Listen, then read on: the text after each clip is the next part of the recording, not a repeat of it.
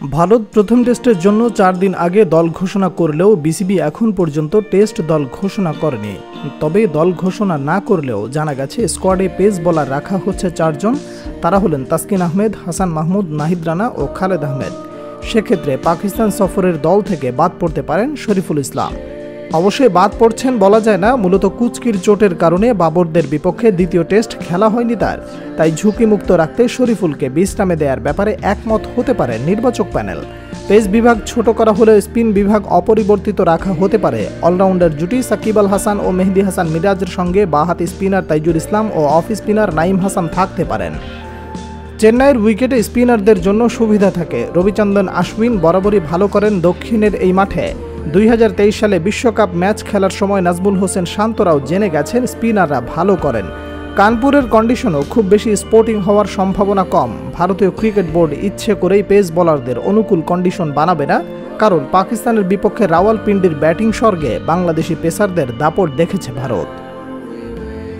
বিসিবির নির্বাচক প্যানেলও ভারত বোর্ডের পরিকল্পনা বুঝতে পেরে একজন পেসার কম নেয়ার সিদ্ধান্ত নিয়েছে বলে জানান জাতীয় দল সংশ্লিষ্ট একজন।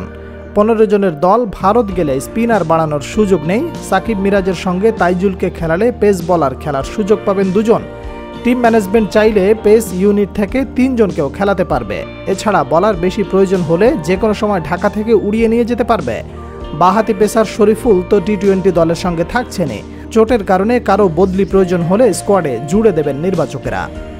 পাকিস্তানে সফল হওয়ার পর টেস্টের ব্যাটিং লাইন আপে হাত দেওয়ার সুযোগ নেই। চোটমুক্ত হওয়ায় মাহমুদুল হাসান জয়, সাদমান ইসলাম অনিক ও জাকির হাসানকে নিয়ে opening line up. Najmul Hossain Shanto, Mominul Haque Sourav, Mushfiqur Rahim, Shakib Al Hasan, Liton Kumar Das ও মেহেদী হাসান মিরাজকে নিয়ে লাইন আপ। তবে টিম ম্যানেজমেন্ট চাইলে একজন ব্যাটার বেশি নিতে পারে রিজার্ভ হিসেবে। বাংলাদেশ ভারতে টেস্ট খেলেছে মাত্র 3টি। 2017 সালে হায়দ্রাবাদে, 2019 সালে ইন্দোর ও কলকাতায়। শেষ সিরিজে ভালো করতে পারেনি স্বাগতিক 3 পেসার ঈশান শর্মা, উমেশ যাদব ও মোহাম্মদ শামি ধসিয়ে দেন বাংলাদেশের ব্যাটিং লাইন আপ। বাংলাদেশও খেলবে নতুন পেস ইউনিট নিয়ে। বিশ্বের অন্যতম শক্তিশালী ভারতের বিপক্ষে হাসান রানাদের যারাই খেলেন না কেন অভিষেকের স্বাদ পাবেন। লাল বলের স্কোয়াড অনুমেয় হলেও টি-20 দলে কিছু পরিবর্তন আনা হতে পারে। রহস্য বলার আলিসার ইসলামকে নিতে চাইবেন নির্বাচকেরা।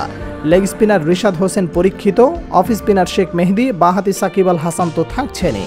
আরেক বাঁহাতি রাকিবুল হাসানকেও পাইপলাইনে রাখা হয়েছে।